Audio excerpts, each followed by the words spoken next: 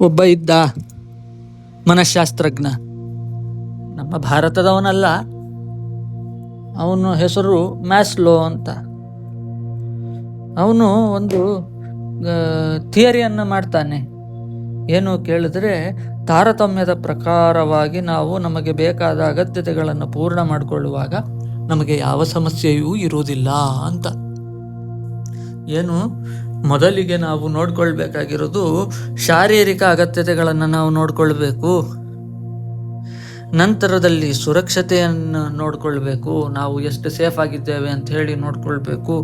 ಅದಾದ ಮೇಲೆ ನಾವು ಪ್ರೀತಿ ವಿಶ್ವಾಸದ ಬಗ್ಗೆ ಗಮನ ಹರಿಸ್ಲಿಕ್ಕೆ, ಅದಾದ ನಂತರದಲ್ಲಿ ಘನತೆ ಗೌರವಗಳನ್ನು ಗಳಿಸ್ಲಿಕ್ಕೆ, ಅದಾದ ನಂತರದಲ್ಲಿ ಆತ್ಮ ಉತ್ಕರ್ಷತೆಯನ್ನು ಮಾಡಿಕೊಳ್ಳಿಕ್ಕೆ, ಸೆಲ್ಫ್ ಆಕ್ಚುಲೈಸ್ ಅನ್ನು ಮಾಡಿಕೊಳ್ಳಿಕ್ಕೆ, ಸ್ಪಿರಿಚುಯಾಲಿಟಿಗೆ ಬರಲಿಕ್ಕೆ ಮುಂಚೆ ಆಧ್ಯಾತ್ಮಿಕವಾದ ಜೀವನವನ್ನು ಸಾಗಿಸ್ಲಿಕ್ಕೆ ಅಂತ ಈತ ಒಂದು ಥಿಯರಿಯನ್ನು ಬರೀತಾನೆ. ಮೊದಲಿಗೆ ಇಷ್ಟು ಬರೆದ ನಂತರದಲ್ಲಿ ಅವನು ಒಂದಿಷ್ಟು ವರ್ಷ ಇದನ್ನೇ ಪ್ರಾಕ್ಟೀಸ್ ಮಾಡಿದ ಕಾಣ್ತದೆ. ಅದಾದಮೇಲೆ ಒಂದು ಲೆಕ್ಕಾಚಾರಕ್ಕೆ ಬಂದ. ಏನು ಹೇಳಿದ್ರೆ, ನಾವು ಈ ರಿಲೀಜಿಯಸ್ಲಿ ಸ್ಪಿರಿಚುವಲ್ ವೇ ಆಫ್ ಲೈಫನ್ನು ನಾವು ಲೀಡ್ ಮಾಡ್ತಾ ಹೋದ್ವಿ ಅಂತ ಹೇಳಾದರೆ ನಮಗೆ ಈ ಘನತೆ ಗೌರವ, ಪ್ರೀತಿ ವಿಶ್ವಾಸ, ಸುರಕ್ಷತೆ ಮತ್ತು ಅಗತ್ಯತೆಗಳೇನಿದೆ ಇದೆಲ್ಲ ತಂತಾನೇ ಸರಿ ಹೋಗ್ತದೆ ಅಂತ ಹೇಳಿ ಅವನ ಥಿಯರಿಯನ್ನು ಮುಗಿಸ್ಬಿಟ್ಟ. ಇಲ್ಲಿ ಕೂತು ಈ ವಿಚಾರ ಎಂತಕ್ಕೆ ಹೇಳ್ತಿದ್ದಾನೆ ಮಾರ್ರೆ, ತಲೆ ಬಿಸಿ ಮಾಡಬೇಡಿ. ನಮ್ಮ ಸನಾತನ ಧರ್ಮದಲ್ಲಿ ಈ ರೀತಿಯಾದಂತಹ ಚಿಕಿತ್ಸೆಗಳನ್ನು ಕೊಡೋ ಅವಶ್ಯಕತೆ ಇಲ್ಲದೇ ಇರುವಂತಹ ಶಾಸ್ತ್ರಗಳು ನಮ್ಮಲ್ಲಿ ಇದ್ದದ್ದು. ಆದರೆ ನಾವೆಂತ ಮಾಡಿದ್ದೀವಿ, ನಾವು ಇರೋದನ್ನು ಮರೆತು ಇದು ಯಾವುದಕ್ಕೂ ತಲೆ ಕೊಟ್ಟು ಇದು ಪೂರ್ತಿ ಗೊತ್ತಿಲ್ಲ ಅದು ಪೂರ್ತಿ ಗೊತ್ತಿಲ್ಲ ಹಾಗೆ ಮಾಡಿಕೊಂಡಿದ್ದೇವೆ. ಅಲ್ಲ, ನಮ್ಮಲ್ಲೊಂದು ಉಂಟಲ್ಲ, ಏನು ಆಶ್ರಮಗಳು, ಏನು ಬ್ರಹ್ಮಚರ್ಯ, ಗೃಹಸ್ಥ, ವಾನಪ್ರಸ್ಥ, ಸನ್ಯಾಸ. ಈಗ ಹೇಳಿದ್ರೆ ಹೇಗೆ ಗೊತ್ತಾಗ್ತದೆ? ಗೃಹಸ್ಥಕ್ಕೆ ಮುಂಚೆ ಬಾಲ್ಯಾವಸ್ಥೆ ಅಂತೊಂದಿತ್ತು. ಬಾಲ್ಯಾವಸ್ಥೆಯಲ್ಲಿ ತಂದೆ ತಾಯಿಗಳು ಮಕ್ಕಳಿಗೆ ಏನು ಕೊಡೋರು, ಈಗೇನು ಕೊಡ್ತಾರೆ ಕೇಳಬೇಡಿ, ಆಗೇನು ಕೊಡ್ತಿದ್ರು ಹೇಳ್ತಾ ಅದನ್ನು ಕೇಳಿ. ಏನು ಕೊಡ್ತಿದ್ರು ಕೇಳಿದ್ರೆ ಮಾರಲ್ ವ್ಯಾಲ್ಯೂಸನ್ನು ಕೊಡೋರು. ಹೇಗೆ? ಖಾಲಿ ಮಾರಲ್ ಸ್ಟೋರಿಗಳನ್ನು ಓದಿ ಅಥವಾ ಪಿಕ್ಚರ್ನಲ್ಲಿ ತೋರಿಸಿ ಅಲ್ಲ, ಅವರು ಅವರ ಜೀವನದಲ್ಲಿ ನಡೆಸಿಕೊಳ್ತಾ ಇದ್ರು ಅದನ್ನು. ಹಿಂಸೆಯನ್ನು ಮಾಡಬಾರ್ದು, ಧೈರ್ಯವನ್ನು ತೋರಿಸಬೇಕು, ಸತ್ಯವನ್ನೇ ಮಾತಾಡಬೇಕು, ಪ್ರಿಯವಾದ ಮಾತುಗಳನ್ನೇ ಆಡಬೇಕು, ದೇವರೊಬ್ಬ ಇದ್ದಾನೆ ಅನ್ನುವ ನಂಬಿಕೆಯಲ್ಲಿ ನಾವು ಧರ್ಮದ ಜೀವನವನ್ನು ಸಾಗಿಸಬೇಕು ಅನ್ನೋ ಲೆಕ್ಕಾಚಾರದಲ್ಲಿ ಅವರು ಬರೀ ಬಾಯಿ ಮಾತಲ್ಲಿ ಹೇಳ್ತದ್ದಲ್ಲ, ಅವರು ಅವರ ಜೀವನದಲ್ಲಿ ಅದನ್ನು ಅಳವಡಿಸಿಕೊಂಡು ಮಕ್ಕಳಿಗೆ ತೋರಿಸ್ತಾ ಇದ್ರು. ಹೆದರೋದು ಬೇಡ, ಭಗವಂತ ಕಾಪಾಡ್ತಾನೆ, ನಾವು ಮಾಡಿದ ಕರ್ಮಗಳು ನಮ್ಮನ್ನು ಕಾಪಾಡ್ತವೆ, ನಂಬಿಕೆಗಳು ನಮ್ಮನ್ನು ಗಟ್ಟಿ ಮಾಡ್ತವೆ ಅನ್ನುವ ಲೆಕ್ಕಾಚಾರದಲ್ಲಿ, ಭಾವನೆಗಳಿಗೆ ಬೆಲೆ ಕೊಡುವುದು ಅನ್ನೋ ಲೆಕ್ಕಾಚಾರದಲ್ಲಿ ಮಕ್ಕಳನ್ನು ಬೆಳೆಸ್ತಾ ಇದ್ರ 6ರಿಂದ 8 ವರ್ಷದವರೆಗೆ.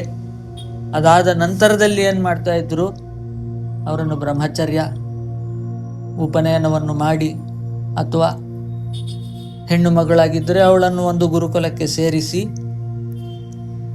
ಗುರುಕುಲದಲ್ಲಿ ಪಾಠ ನಡೀತಾ ಇತ್ತ. 12 ವರ್ಷಗಳ ಕಾಲದಿಂದ 16 ವರ್ಷಗಳ ಕಾಲ ಪಾಠ ನಡೀತಾ ಇತ್ತ. ಏನು ಪಾಠ ನಡೀತಾ ಇತ್ತು ಅದರ ಬಗ್ಗೆ ಕೂಡ ಒಂದಿನ ಮಾತಾಡ್ತೇನೆ. ಸ್ಟಾರ್ಟಿಂಗ್ ಎಂತ ಪಾಠ ಮಾಡ್ತಿದ್ರು ಮೊದಲು ಹೇಳ್ತೇನೆ. 2 ಮೊದಲು ಮೆಟಲರ್ಜಿ ಅಂತ ಕೂಡಲೇ ಗೊತ್ತಾಗ್ತದೆ, ಸ್ಟಡಿ ಆಫ್ ಮೆಟಲ್ಸ್, ಹೇಗೆ ಒಂದು ಕಬ್ಬಿಣವನ್ನು ತಯಾರು ಮಾಡೋದು, ಹೇಗೆ ಗೋಲ್ಡನ್ನು ಎಕ್ಸ್ಟ್ರಾಕ್ಟ್ ಮಾಡಿ ಇದಾ. ಮತ್ತೆ ಇನ್ನೊಂದು ಪಾಠ ನಡೀತಾ ಇದ್ದಿದ್ದೇನು, ಫಿಸಿಯಾಲಜಿ ಆ್ಯಂಡ್ ಅನಾಟಮಿ, ದೇಹದಲ್ಲಿ ಇರುವ ಮಜ್ಜ ಮಾಂಸಗಳು, ಮೂಳೆಗಳು, ರಕ್ತ, ಈ ರೀತಿಯಾಗಿ 7 ಏನಿದೆ ಅದರ ಬಗ್ಗೆ ಪಾಠ ನಡೀತಾ ಇತ್ತು. ಮುಂದೆ ಹೋಗ್ತದೆ ಅಥವಾ ಆಮೇಲೆ ಬರುವ ಅದಕ್ಕೆ 12 ವರ್ಷಗಳ ಕಾಲದಿಂದ 16 ವರ್ಷದವರೆಗೂ ಪಾಠ ನಡೀತು. ಅದಾದಮೇಲೆ ಅವನನ್ನು ಮತ್ತೆ ಮನೆಗೆ ಕರೆದ್ರು ಅಥವಾ ಅವಳನ್ನು ಮತ್ತೆ ಮನೆಗೆ ಕರೆದ್ರು. ಬರುವಾಗ ಇನ್ನೊಂದು ರೆಸ್ಪಾನ್ಸಿಬಿಲಿಟಿ ಕಾಯ್ತಾ ಉಂಟು, ಏನು? ಗೃಹಸ್ಥಾಶ್ರಮಕ್ಕೆ ಕಾಲಿಡ್ಲಿಕ್ಕೆ. ಏನಾಗ್ತಿತ್ತು ಗೃಹಸ್ಥಾಶ್ರಮದಲ್ಲಿ? ಇದೇ ಪ್ರೀತಿ ವಿಶ್ವಾಸ ಘನತೆ ಗೌರವಗಳು, ಏನು ಸಂಬಂಧಗಳನ್ನು ಬೆಸೆಯುವಂತಹ ಕಾರ್ಯಕ್ರಮ. ಫ್ಯಾಮಿಲಿಯನ್ನು ಮುಂದೆ ತಕ್ಕೊಂಡು ಹೋಗುವುದು, ವಂಶವನ್ನು ಉದ್ಧಾರ ಮಾಡುವುದು. ನಮ್ಮ ತಂದೆ, ನಮ್ಮ ತಾತ, ನನ್ನ ಮುತ್ತಾತನಿಗೆ ಇರುವ ಜ್ಞಾನ ಅದೇ ಪರಂಪರೆಯಲ್ಲಿ ಮುಂದೆ ಬರ್ತಾ ಉಂಟು ಅನ್ನುವಾಗ ಹೇಗೆ ನಾವು ನನ್ನ ಆಸ್ತಿಯನ್ನು ನೋಡ್ಕೊಳ್ಳಿಕ್ಕೆ ಒಬ್ಬ ವಾರಸ್ದಾರ ಬೇಕು ಅಂತ ಯೋಚನೆ ಮಾಡ್ತೇವಲ್ಲ, ಹಾಗೆ ಆಗಿನ ಕಾಲದಲ್ಲಿ ಯೋಚನೆ ಮಾಡ್ತಿದ್ದಿದ್ದು ಹೇಗೆ ಗೊತ್ತಾ? ಈ ಜ್ಞಾನವನ್ನು ಮುಂದೆ ಒರೆಸ್ಕೊಂಡು ಹೋಗ್ಲಿಕ್ಕೆ ಯಾವುದಾದ್ರೂ ಒಬ್ಬ ವಾರಸುದಾರ ಬೇಕು ಅಂತ. ಅದರ ಬಗ್ಗೆ ಯೋಚನೆ ಮಾಡಿ ಅದಕ್ಕೆ ಬೇಕಾದ ವ್ಯವಸ್ಥೆಗಳನ್ನು ಮಾಡಿದ್ರು. ನಂತರದಲ್ಲಿ ವಾನಪ್ರಸ್ಥಾಶ್ರಮ ಬಂತಲ್ಲ. ವಾನಪ್ರಸ್ಥ ಅಂದ್ರೇನು? ವನ, ಅಲ್ಲಿ ವಾಸ ಮಾಡುವುದು. ಎಲ್ಲವನ್ನು ಬಿಟ್ಟು ವನಗಳಿಗೆ ಹೋಗಿ ಅವರ ವೇದಾಧ್ಯಯನವನ್ನು ಅಲ್ಲಿ ನಾನು ಇಲ್ಲಿಯವರೆಗೆ ಅಧ್ಯಯನ ಮಾಡಿದ್ದೇನು ಅನ್ನೋದನ್ನೆಲ್ಲ ಬಿಡ್ತೇನೆ. ಈಗ ಹೊಸದಾಗಿ ನಾನು ವೇದ ಮತ್ತು ಉಪನಿಷತ್ತುಗಳನ್ನು ಅಧ್ಯಯನ ಮಾಡ್ತೇನೆ. ಯಾಕಂದರೆ ಅದರಲ್ಲಿ ಖುಷಿ ಉಂಟು, ಇದರಲ್ಲಿ ಖುಷಿ ಉಂಟು ಅಂತ ಇಲ್ಲಿಯವರೆಗೂ ನಾನು ಕಾಲ ಕಳೆದಿದ್ದು ಸಾಕಾಗಿದೆ. ಇದು ಯಾವುದರಲ್ಲೂ ಸುಖ ಇಲ್ಲ, ಬೇರೆ ಯಾವುದೋ ಒಂದು ಸುಖ ನನ್ನಲ್ಲಿ ಉಂಟು ಅಂತ ತಿಳಿದು, ಅಥವಾ ಈ ಸುಖವನ್ನು ಅಪೇಕ್ಷೆ ಪಡೋದು ತಪ್ಪು ಅಂತ ತಿಳಿದು, ಎಲ್ಲೋ ಒಂದು ಸರ್ತಿ ಆಸೆ ಬಂದಿರುತ್ತೆ. ವೇದ ಉಪನಿಷತ್ತುಗಳ ಅಧ್ಯಯನ ಮಾಡಿದವಾಗಲೂ ಮಕ್ಕಳನ್ನು ನೋಡಿದಾಗ, ಹೆಂಡತಿಯನ್ನು ನೋಡಿದಾಗ, ತಂದೆ ತಾಯಿಯರನ್ನು ನೋಡಿದಾಗ, ಅಣ್ಣ ತಮ್ಮಂದಿರು ಹೋಗುವುದನ್ನು ನೋಡುವಾಗ ಎಲ್ಲ ಬೇಸರ ಆಗ್ತದೆ ಅಲ್ಲ. ಆವಾಗ ದುಃಖ ಇದೆ ಅಂದರೆ ಸುಖಕ್ಕೆ ಜಾಗ ಇಲ್ಲ ಅಂತ ಹೇಳಿ ಅರ್ಥ ಅಂತ ನಾನು ತಪ್ಪಾಗಿ ಭಾವಿಸಿದ್ದೆ. ಸುಖನೂ ಉಂಟು, ದುಃಖನೂ ಉಂಟು.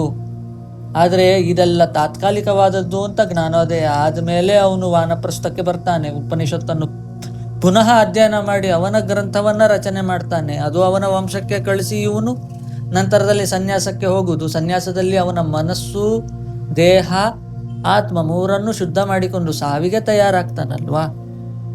ತನ್ನ ಸಾವನ್ನು ತಾನು ಎದುರಿಸಲಿಕ್ಕೆ ಯಾವುದೇ ಹೆದರಿಕೆ, ಭಯ, ಬೇಸರ ಏನೂ ಇಲ್ಲದೆ ನನ್ನ ದೇಹವನ್ನು ನಾನು ತ್ಯಾಗ ಮಾಡಲಿಕ್ಕೆ ಸಿದ್ಧ ಇದ್ದೇನೆ ಅನ್ನುವ ಮನಸ್ಥಿತಿಗೆ, ದೇಹದ ಸ್ಥಿತಿಗೆ ತಲುಪುವುದುಂಟಲ್ಲ, ಇದು ನಮ್ಮ ಸನಾತನ ಧರ್ಮದಲ್ಲಿ ಇರುವ ವಿಚಾರ.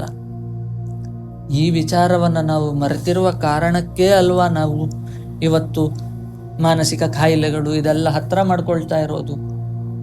ಒಂದು ಸ್ವಲ್ಪ ಇದರ ಬಗ್ಗೆ ಗಮನ ಕೊಟ್ವಿ ಅಂತಾದರೆ ನಾವು ಮಾನಸಿಕವಾಗಿ ಎಷ್ಟು ಆರೋಗ್ಯವಾಗಿರ್ತೇವೆ ಅಂತ ಹೇಳಿದರೆ ನಮಗೆ ಡಾಕ್ಟರ್ನ ಅಗತ್ಯತೆ ಇಲ್ಲ, ಮನಃಶಾಸ್ತ್ರಜ್ಞರ ಅಗತ್ಯತೆ ಇಲ್ಲ, ಲಾಯರ್ಗಳ, ಅಡ್ವೊಕೇಟ್ಗಳ ಅಗತ್ಯತೆ ಇಲ್ಲ, ಯಾರ ಅಗತ್ಯತೆಯೂ ಇಲ್ಲದೆ ಹೇಗೆ ಬರ್ತದ ಅದನ್ನು ಹಾಗೆ ಸ್ವೀಕಾರ ಮಾಡಿ ಭಗವಂತ ನಮ್ಮನ್ನು ನೋಡ್ಕೊಳ್ಳಿಕ್ಕಿದ್ದಾನೆ, ನಾನು ನನ್ನ ಕರ್ಮಗಳನ್ನು ಮಾಡಲಿಕ್ಕೆ ಮಾತ್ರ ಈ ಭೂಮಿಗೆ ಬಂದಿರುವ ಒಂದು ವಸ್ತು ಅಷ್ಟೇ ಅನ್ನುವ ಒಂದು ಮನಸ್ಥಿತಿಗೆ ನಾವು ತಲುಪ್ತೇವಲ್ವಾ.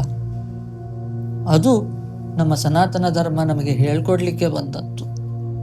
ನಾವು ಅದನ್ನು ಕಲ್ತ್ಕೊಳ್ಬೇಕು, ಅದನ್ನು ನಮ್ಮ ಜೀವನದಲ್ಲಿ ಅಳವಡಿಸ್ಕೊಳ್ಬೇಕು. ಆವಾಗ ನಾವು ನಮ್ಮ ಜೀವನವನ್ನು ಸಾಕ್ಷಾತ್ಕಾರ ಪಡಿಸ್ಕೊಳ್ಬೋದು ಅಂತ ಹೇಳ್ತಿದ್ದೇವೆ.